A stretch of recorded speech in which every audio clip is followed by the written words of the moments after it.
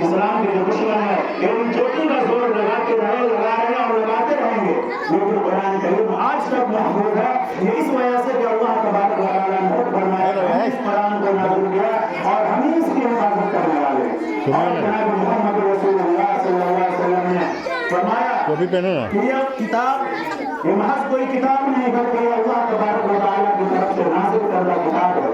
اور قرآن کریم نے خود اپنا تعارف خود اپنے الفاظ میں کیا کتاب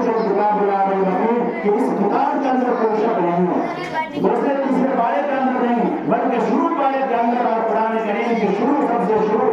جو سورہ اسی کے اندر فرما دیا تاکہ آگے چل کر کے کسی کو شک و شبہ کی گنجائش نہ رہے بلکہ اس کا شک اور شبہ شروع ہی کے اندر ختم ہو جائے۔ اسی طریقے سے سورۃ الشعراء کے اندر فرمایا کہ وَإِنَّهُ لَتَنزِيلُ رَبِّ الْعَالَمِينَ، یہ رب العالمین کی طرف سے نازل کردہ کتاب ہے۔ نزل بہ الروح الامین، جس کو روح الامین لے کر کے آئے ہیں، جناب محمد رسول اللہ صلی اللہ علیہ وسلم کے قلب اطہر کے اوپر اترا ہے تاکہ آپ ڈرانے والوں میں سے ہو جائیں۔ بلسان عربی مبین، صاف عربی زبان کے اندر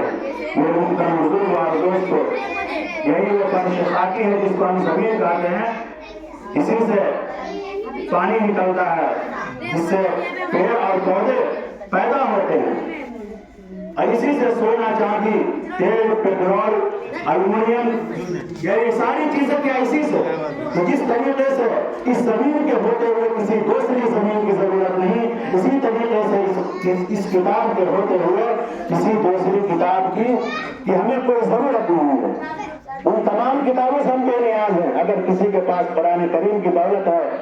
تو سمجھیے کہ اس کے پاس آسمان اور زمین کی ساری چیزیں اس کے پاس ہے۔